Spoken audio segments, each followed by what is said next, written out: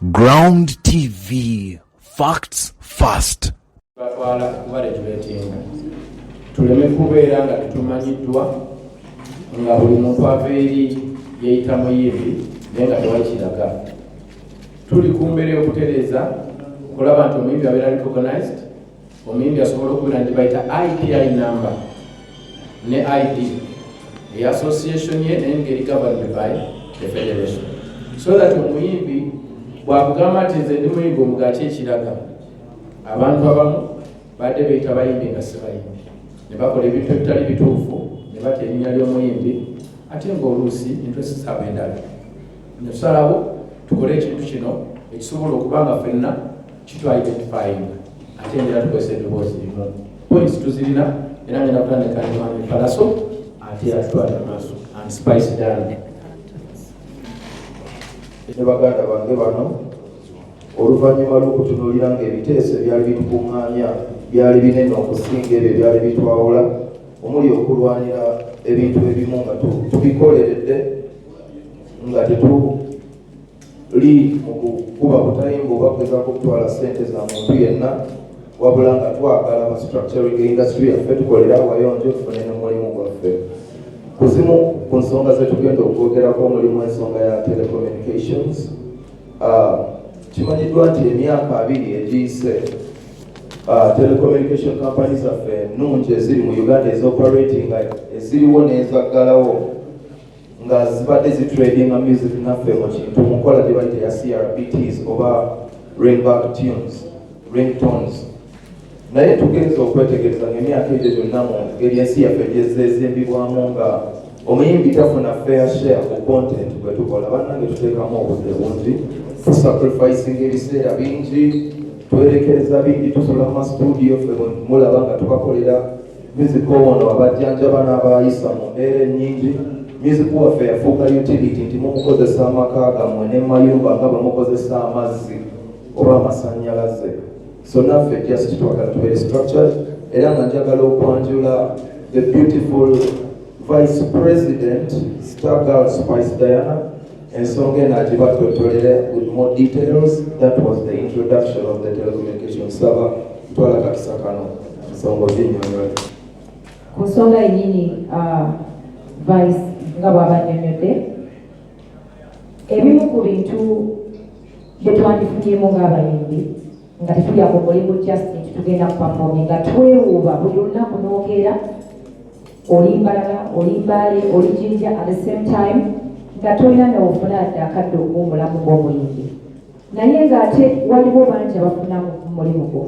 Tulina telekos abasinga mu mmwe mulina obuyimba bafu mu masimu gammwe, olina kasiri regular buli mwezi bakusalako $200 oba omuyimbi yenna gw'oyagala nga bw'otusapootinga n'ogamba kangula akayimba ka Spice.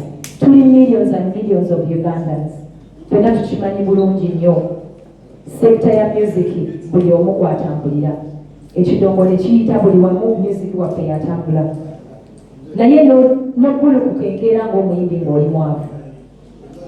Okoze oluyimba otaddemu millions and millions of money, n'opromoting oluyimba olwo ne lukwatayo kampani nejja neteekako $200 be batema buli mwezi kufaanyiwo awuliriza music wo, naye nga percentage gy'olina nga content creator olina 1%. Bannange mwenna abali wano muli exposed, is that fair? Ku 100% ng'omuyimbi nanyini content creator olina 1.8, government netwala omusolo gwa 50%, telecoms nezijja nezitwala 35%, betuyita SMS wano baani badimaka n'atwala n'ekisinga omuyimbi. Naye nga gwe asula atunula mu mpewo gwa promoting oluyimba lwo ate nga tolina ne weerekereza. Bangi batunda n'ebyabwe ne bawala n'obulamu bwabwe okuba ng'afunayo akayimba, naye nga ffenna tukimanyi omuyimbi w'e Uganda yasinga okunyomebwa ate nga ffe tusinga okuteekamu obudde mu mulimu gwaffe, naye nga kiri fair. Naye ng'ate sente zaffe zifiireyo mu maofisi g'abasajja. So n'olw'ensonga eyo ne 1% eyo gye mbagambye 1.8% tetugifunangako. Essente zino zisoloozebwa Ku research waffe bwe tukoze ngaffe waliwo estimate eraga nti buli mwaka ssente entono ezikolektingibwa ziri mu buwumbi 7. Ono yeewunyiza obuwumbi 7 lukolektingibwa okuva mu callback tunes ennyimba ze mutugulako ate ezaffe zetwekoledde. Gavumenti nefuna 50% ezisigadde ne zigabanyibwa tetutamanyiiko naye nga bannange ekyo kyabwenkanya. Tusaba naffe batuwulirizeko bye tukwatako ku nsonga eyo yennyininyini. Gavumenti ya Kenya wano banimba baffe era mulaba ebivulusi bingi mu Kenya naye abayimbi tebali bubi baffe kubanga omuyimbi ku content we gwakoleetiza alinako 52%. Kyobola abantu nyomebwa ne batuyita ba beggars because tetufuna mulimu gwaffe tetukola ate nga tuteekamu obudde bungi. So n'olw'ensonga eyo tetusaba channels entuufu okulaba nga tunegotiatinga ne telecom companies. Tetuzze mu kulwanagana, tuzze mu ddembe tube ng'ate ng'abayimbi tufuna mulimu gwaffe. UCC bekikwatako mwenna please kyemmanyi bino bigenda batuukako. Tusazeewo twegatenga federation tuyogeze eddoboozi limu mutugwatireko. Thank you so much. A bit more the English side for those viewers that are more comfortable with English. So basically this telecommunications issue is something that artists have struggled with for quite a long time. We've had artists that have had issues with aggregators, we've had artists, they reached a point and gave up on trying to collect their money with CRBTs because of frustration. So it's very sad that this has been happening for over 20 years. In other words, before I became an artist, already this thing, as it turns out, the artists, we didn't even know about these things. These percentages, we were not made aware of them. This is something we discovered recently. We have started to put a measure to think about, what the hell is going on. So, for a quick breakdown, like Spice was saying, imagine, I don't think there is anyone in Uganda where the government taxes income tax of 50%. It is only us, and we are not even aware, we're not told about it.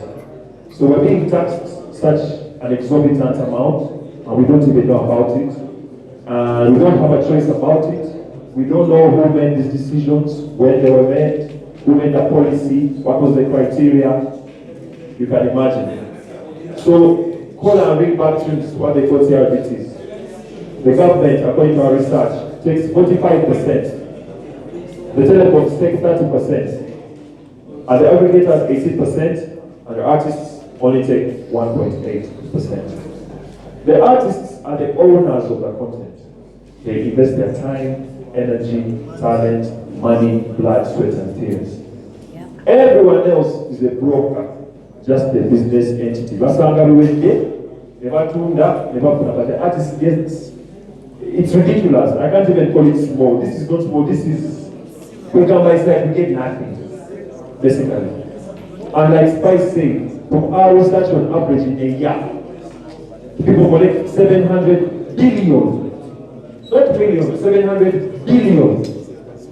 Imagine. So when people are calling artists go to Gulu to beg, blah blah blah blah. Artists are not poor. We are just being robbed every day. And so that is why we stand up and say we need to form this federation to talk with a united voice and claim what is ours. And in conclusion, of course we have legal channels to follow up this case. However, we would prefer to negotiate with the telecom companies and all the stakeholders involved. So basically we are reaching out and calling. We are still at we have all options on the table. We would prefer to negotiate and sort out this problem for the benefit of our industry. And this is not just for us, it's for us and the generations after us. Yes. Thank you so much. So interesting, because this next part I'm going to talk about concerns most of the media that is here today, and that's the name broadcasters. And we're coming to talk about the payment of royalties from the broadcasters. Now, on the 16th of June 2021, an MOU was signed between the music stakeholder URSB, UCC, NCF, UNCC, NAB, and UPRS. They were the broadcasters committed to pay their royalties on time, but it's very unfortunate that up to date, roughly 2 to 5% have made those payments and honored those agreements, because it comes back to royalties for the musicians. You play our content, you play our music on the radio, people request for the songs, and these were signed. It was not like we have made this up. It was put into agreement. So we've come today to say to these stakeholders, can we revisit this MOU? Can we see what you guys signed so we can know, what is on the table? Because if 2 to 5% are the ones paying, how many TV stations do we have in this country? How many radio stations do we have in this country? And how many times do you play musicians' music? So, we're not coming and saying that this is a lie. No, it was already signed. We are calling on to all these groups to come and sit with us on the table as the federation, and we know exactly how we can move forward. Thank you. I'll give the mic to Mr. Mark. Let's begin. Ezega bananze ngedde yonna mulamwa kuleeta industry. Waliwo entegeeragana eyakukibwako ensasula ya royalties abaana abakozesa music nambe broadcasters nga 16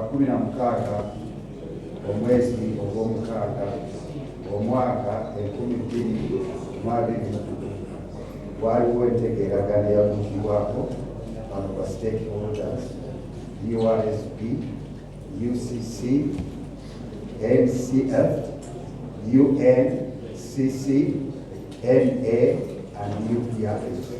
Our broadcasters, twategeeragana nabo basobole okusasula royalties z'abayimbi mu ggwanga. Naye sente tebasasulako basasula kangambe obutundutundu 2.5. Sente zasigalayo ati basaba bazisangwewo baleme kuzisasula.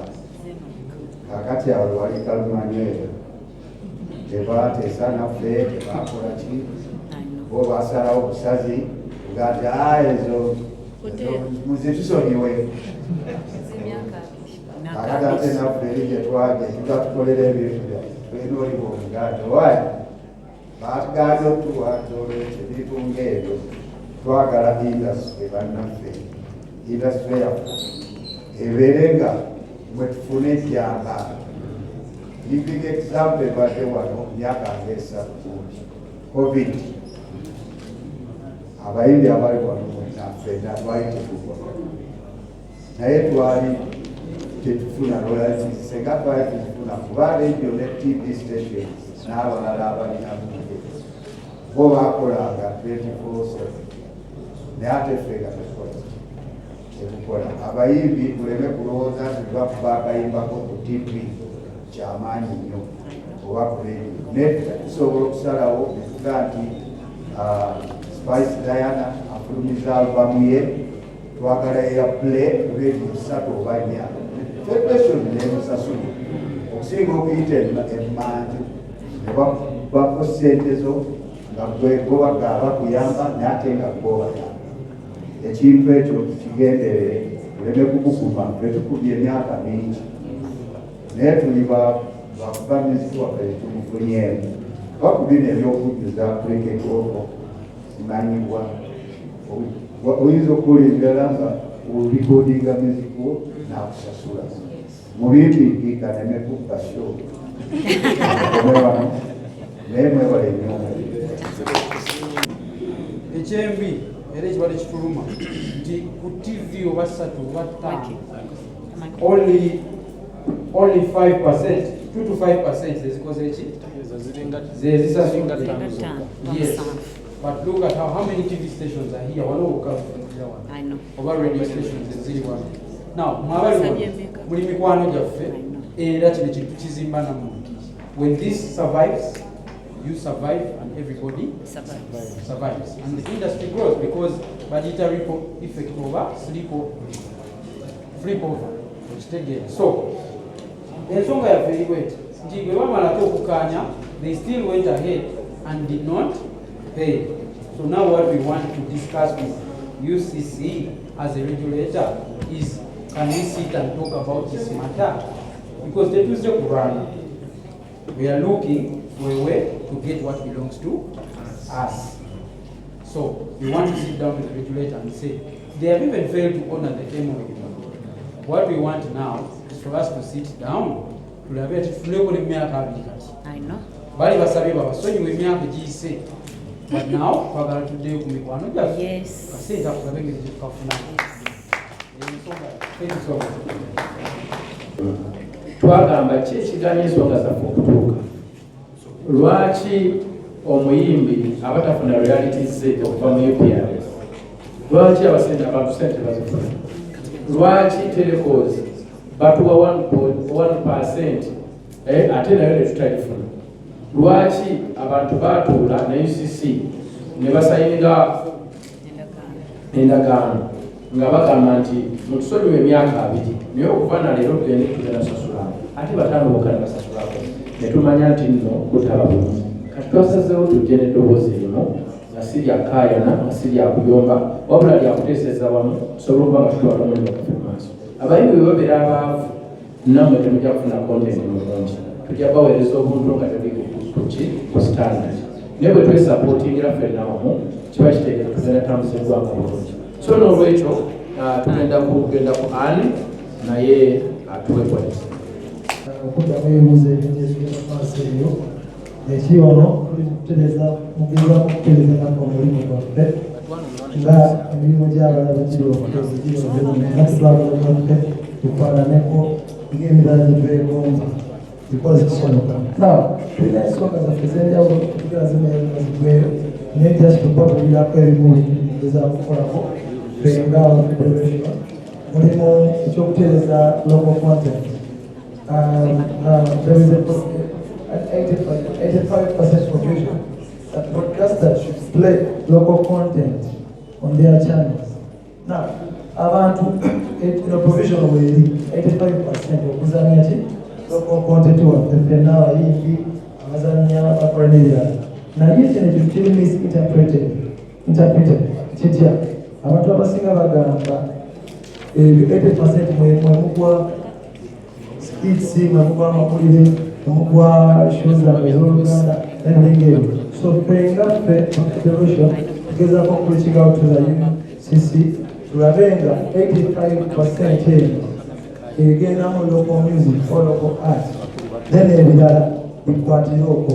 Ensonga lwaki tugezaako kukola bino twagala twongeremu mu bwagazi mwongere obwagazi eri music waffe naye tusobola tokompitinga internationally n'ebiringa ebyo. Ensonga zikyagenda mu maaso wano tulyoka yongereko kyayogedde naye ku nsonga yo okubanga 80% efuneka tukimanyi bulungi nti radio stations ezimu ne TV stations ezimu zikulibwa abanene baminisita bakubanira naye in fact nti 70% y'abakulu abo naye bambi tubegayidde tugenda kujja mu ngeri yonna esoboka tuteese ku kintu kino omukulu kyabadde akkatiriza kubanga mwe mubaga amateeka kati mulina ate okugatuukiriza.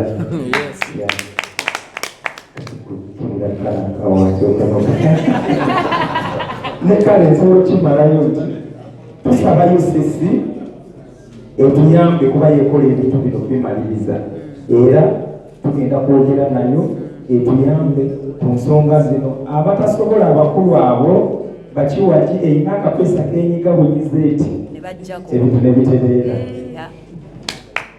Content creators ffe abasinga okulingiza emisolo okusinziira ku research music industry ye industry ekyasinze oyingiza emisolo mu ggwanga Uganda. So kiba kibi nnyo okubanga omuyimbi asinga oyingiza omusolo mu ggwanga ate asinga okuba omwami. So tetuze kuyomba oba tetulina intentions mbi, bakama baffe obubaka buno bwatuukeko bulungi. Bwe tujjeewo twagala tuteese bulungi, federation kyeze twagala tuteese bulungi, tubagambe nti bannange mutunulemu kino, mutunulemu ne mu kino, nammwe mwagala twagala mufune naye nga naffe tufuna. So bambi bannamawulire tweyanzisa nnyo okujja muzeeyo obubaka buno, tubagambe nti oba batulaba ku TV naffe bamazadde baffe mulaba, baganda baffe mulaba, bannyinaffe mulaba, abakyala baffe mulaba, abantu mwena muli mukulaba. Mumanyi oluusi mutukubiramu akasimu nti owaaye kiri kitya bulaza nga nakulabye oyimbye wali nange ne nkugamba owaaye siinamu yadde ekikumi ate nga ndaba nkola kitegeera so kirungi nnyo okubanga bakulaba okola naye nga bakusabiriza amata tolinamu yadde ekikumi. So bannange guno omulanga gw'abayimbi tetwaliimu intention ndala. Bannamawulire tubasaba bwe tufuna nammwe mufuna, bwe tukola soma fena tuliira wamu, tukwatiramu ensonga zino eno tuzitwale mu maaso baganda bange neyanziza eye Uganda ekibiina kye tutadde together to let me leave Uganda alone. So katuleko Uganda, Madam President ogenda kunyambako byendemu okwogera mu Uganda. I think the emphasis here is tetuze kuyomba oluusi tuzasesa tuzalwana, we come here to fight or to do other things, but today tetuze kulwana. We've just come to ask for an audience and collaboration and partnership. Tetwagala kugamba nti UPRS tekoze kyerina okukola nti UCC tekoze, but twagala bakkirize baje tutuule ffenna. We are not here to fight. And I wanted to give an example of some of the artists we see in the industry, and we think it's because they are hardworking that they are on stage twerking when they are pregnant. Teri mukazi abeera n'olubuto ayagala kusuuka ku makya agende ku kivulu. Tewali. Ate musiba mutubuuza ozaala ddi ntya? Nzaala ddi ntya nga ngenze mu studio yit Spice onaazaala ddi? Because nkikubuuza kati. Onazaala ddi nga bw'oyimba oluyimba tolina dduuka gy'ogenda munogamba mu mpeeza. Onazaala ddi? Onazaala ddi ng'ozadde abaana bw'ofa basigalira awo ku lasiti show eyo gy'okoze. Omuyimbi wa Uganda ye muyimbi yekka. Nze simanyi oba mu nsi endala gyekiri, because when you talk about it they're like, are you sure? Are you joking? Ebintu byaffe birifaane naye tebisesa. Mu Uganda noga omukyala nga Juliana n'ava ku music industry for a very long time abeekwese mumuwandikako stories enfu, then ne bwagezezaako okwo nze nava ne ku mawulire. I don't remember the last. You think I don't want to do interviews? I don't remember the last time I did an interview. Because mwe bapartners baffe temwagala kukola naffe kyekituleese wano. So that for once we show a partnership. Manyeti bwenyirira wano nekubulira byekubulidde, that's what you publish, not an agenda. Nize binsanyusa bino okulaba zi kamera zino. Who doesn't want to be seen? Are you joking? But I don't remember the last time I stood in front of press to express anything.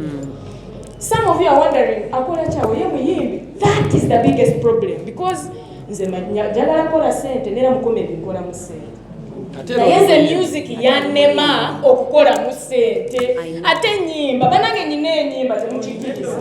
Nina entoboozi ate ennyimba. Naye as a business, it's hard to enter music as a business in Uganda because there's no tomanyi okola oluyimba n'olukwata. So basi twakinze mu bbaala olimba kwange okugenda luwuliriza for free. What's that? So really, again, we shall raise our voices, but there's no fighting. We are just being clear that we are seeking a partnership with UCC, UPRS to make sure that our payments of royalties are in compliance with the Copyright Labouring Act of 2006, the law that she already talked about. Ebintu babiyisada ne just tusaaga. Mukirize Diana azaaleko nga tali stressed. Afuneko kabreka manye nti mu 9 months ezo waliwo akajja because ennyimba zikola. That's all. Madam ensonga batyogeddeko buli kimu batyogeddeko nze wano okukkaatiriza tuli wano eno okuprotectinga bizinesi yaffe.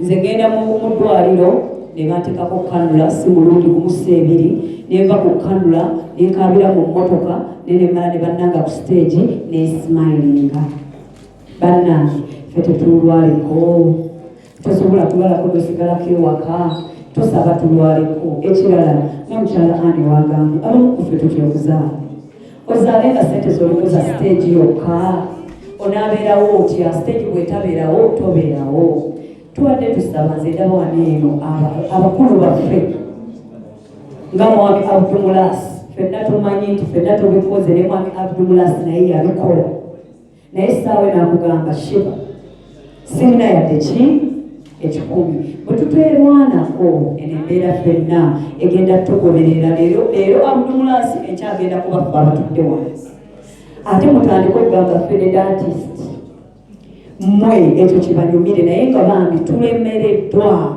lwaki tosobola kukola sente mu stage waliwo abatakuba nnyimba zituukana kubayita ku stage abo mwali kubalowoozezaako ng'ate naye mu music akola ki ateekamu abo nabo nsaba mbalowoozeeko so nga mpunzika bannange tusaba tukolagane sente tuzirya nammwe tubawo sente zaffe abamawulire tuzibawa netugamba mutuyambe muyiseewo kino ate mwene mukuba tubadde tusaba leero tutuukirize obubaka bwaffe nga tewaliiwo kubuyisanganya mu ngeri etali ntuufu ekituufu kiriwo ekiti tuli wano lwa copyright yaffe mu uganda naffe tusobole okuba ng'otuula ewaka bwe bakuba tuwesaana nze nyina ennyimba nyingi njo naye amazima bwe sikola ku stage siyingiza bukyanga mbeera busingizangako kasente ka nnyimba nate nga callback tunes muzisaba ku radio muzikuba ku internet muzikuba bannange twagala omulimu ku mbaga mu jiimu bannange woba sad owuliriza music woba happy owuliriza music woba bored owuliriza music naye fe abateekamu tetufunamu thank you so much obudde butukutte bakama baffe batwita twagala kwogeramu ne UCC twagala kwogeramu n'abantu bonna bali wano tusobole okutereeza omulimu mwebale nnyo okujja wemma mukyasobola okubeerawo mubeereewo tugenda mu meeting endala ya ssaawa just emu wemma musobola okubeerawo waliwo ebyokunywa wali